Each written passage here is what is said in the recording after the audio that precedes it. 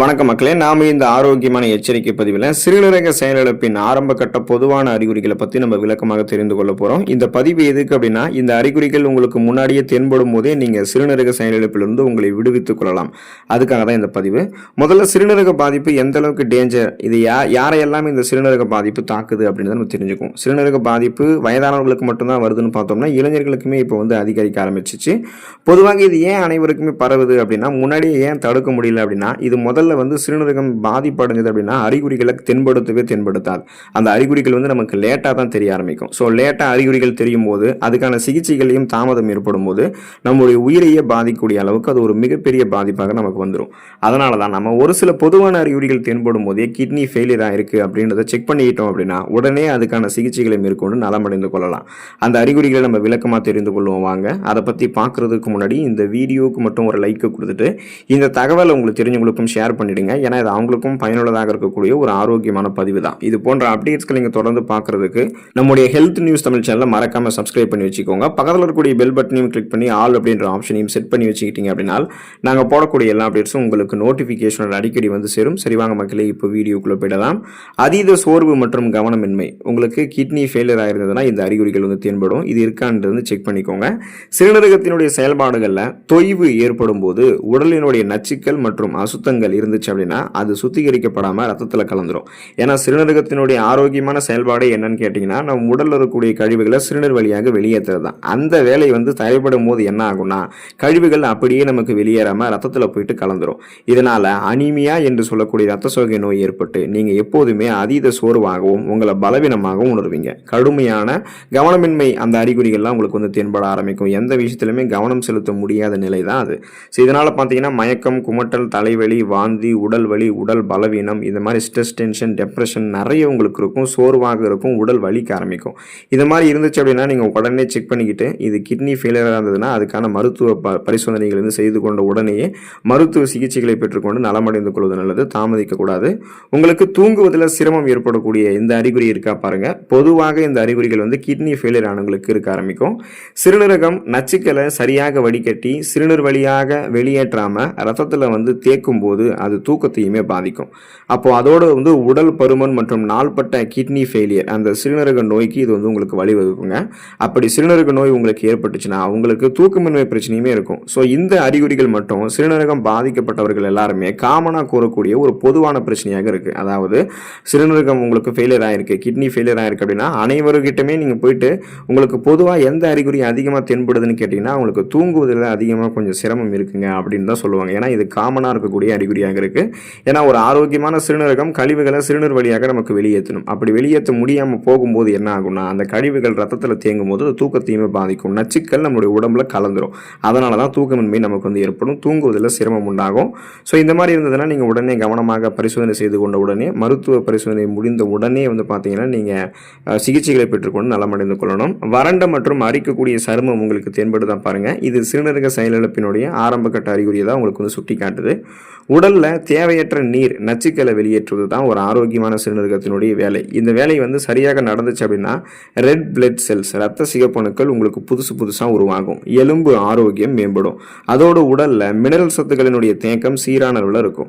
இப்படி எதுவுமே சரியான முறையில் நடக்காத போது நீங்க ரொம்ப எச்சரிக்கையாக இருக்கணும். அது எல்லாமே உங்களுக்கு உங்களுடைய சருமத்தை பாதிக்கும். அங்கதான் உங்களுக்கு ரிஃப்ளெக்ட் ஆகும். சருமத்தை வறட்சியா மாத்திரும். அரிக்கக்கூடிய வறண்ட சரும தோல் வளர்ச்சி பிரச்சனைகளை உங்களுக்கு ஏற்படுத்தும். எலும்பு பாதிப்பும் உங்களுக்கு இருக்கும். அதோடு சிறுநீரக பாதிப்பு நீண்ட நாட்களுக்கு இருந்துச்சுன்னா சரியான முறையில் ஊட்டச்சத்துக்களையும் மினரல்ஸ்களையும் சமன் செய்ய முடியாமல் போகும்போது உங்களுடைய உடல் ஊட்டச்சத்து பற்றாக்குறையாலையும் அவதிப்படும். நீங்க தான் கவனமாக இருக்கணும். இந்த அறிகுறிகள் தென்படும் போதே அந்த கிட்னி ஃபெயிலியர்லேருந்து சிகிச்சை பெற்று நலமடைந்து கொள்ளுங்க. வழக்கத்திற்கு மாறாக அடிக்கடி சிறுநீர் கழிக்கக்கூடிய உணர்வு உங்களுக்கு இருக்கா? இதுவுமே சிறுநீரகம் செயலிழந்து போனதுக்கான அந்த அறிகுறி தான் உங்களுக்கு சுட்டி காட்டுது.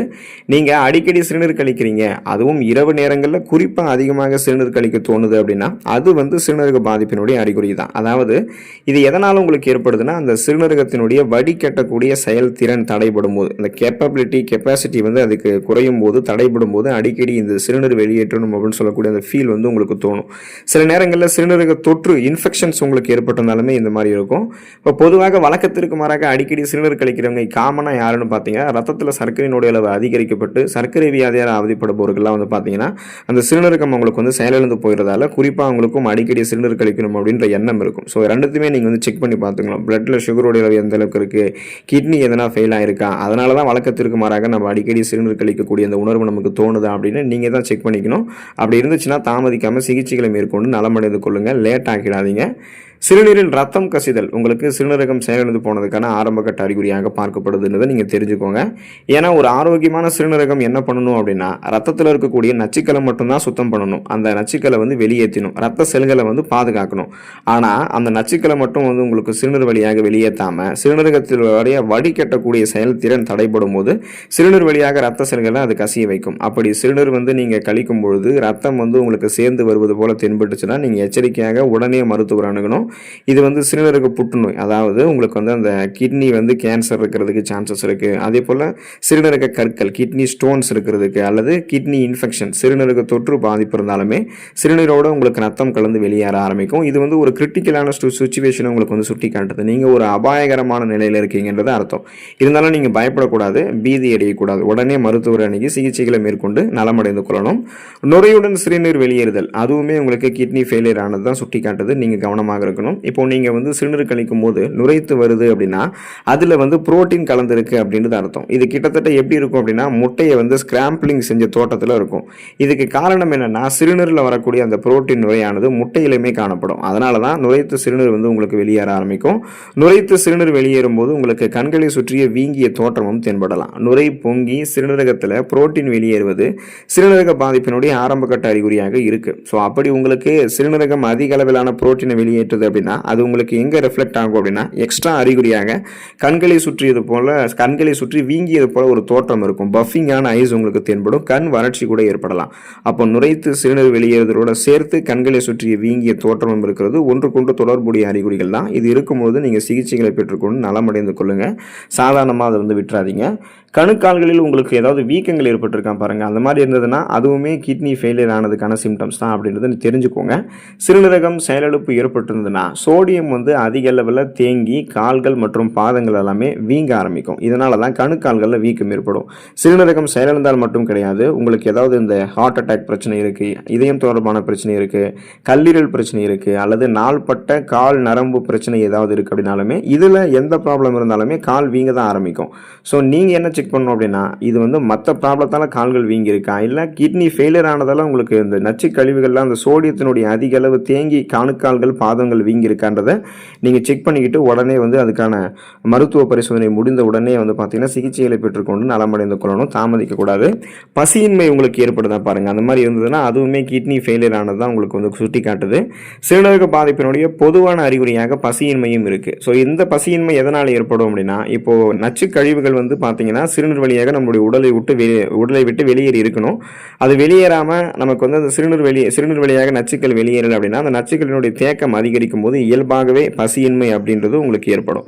ஸோ இந்த மாதிரி ஏற்படுவது இயல்பு தான். அப்படி இருந்தாலுமே நீங்கள் என்ன பண்ணணும் அப்படின்னா உடனே மருத்துவரை அணுகி சிகிச்சை பெற்றுக்கொண்டும் நல்லது. பசியின்மை இருக்குது அப்படின்னா அது வந்து நம்ம உணவுகள் சாப்பிட்டு அந்த உணவுகள் செரிக்காதால் ஏற்படக்கூடிய பசியின்மை ஒரு வகை. இன்னொரு வகை வந்து நச்சு கழிவுகளுடைய தேக்கம் ரத்தத்தில் வந்து அதிகரிக்கும் போது உடலில் அதிகரிக்கும் போது பசியின்மையும் இருக்கும். ஸோ நாம தான் வந்து கவனமாக இருக்கணும்.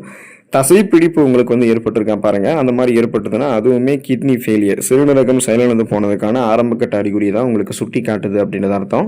சிறுநீரகத்தினுடைய செயல்பாடுகள் குறையும் போது எலக்ட்ரோலைட்ஸ் வந்து சமநிலை இழந்து போயிடும். இதனால் கால்சியம் வந்து உங்களுக்கு வந்து குறையும் மற்றும் பாஸ்பரஸ் உடைய கட்டுப்பாடு குறையும். இதன் காரணமாக உங்களுக்கு என்ன நடக்கும்னு பார்த்தீங்கன்னா ஆங்காங்கே உடல்களில் வந்து தசைப்பிடிப்பு அடிக்கடி ஏற்படும், தசை வலி உங்களுக்கு ஏற்படும், தசைகள் தளர்ந்து போகக்கூடிய அபாயம் கூட ஏற்படலாம். ஸோ தசைப்பிடிப்பு தசை தொடர்பான தொந்தரவு உங்களுக்கு ஏதாவது இருக்குன்னா கிட்னி ஃபெயிலியராக இருக்குன்னு செக் பண்ணிக்கோங்க. ஸோ இந்த அறிகுறிகள் ஆரம்ப கட்டத்திலேயே உங்களுக்கு வந்து தெரிய ஆரம்பிச்சதுன்னா உடனே அதை வந்து நீங்கள் பயப்படாமல் பீதி அடையாமல் மருத்துவ பரிசோதனை செய்து கொண்டு நலமடைந்து கொள்ளுங்கள். கிட்னி ஃபெயிலியரிலிருந்து விலகி கொள்ளுங்கள். உடலை ஆரோக்கியமாக பராமரித்துக் கொள்ளுங்கள். அடுத்த ஆரோக்கியமான பதிவில் மறக்காமல் சந்திப்போம். நன்றி மக்களே.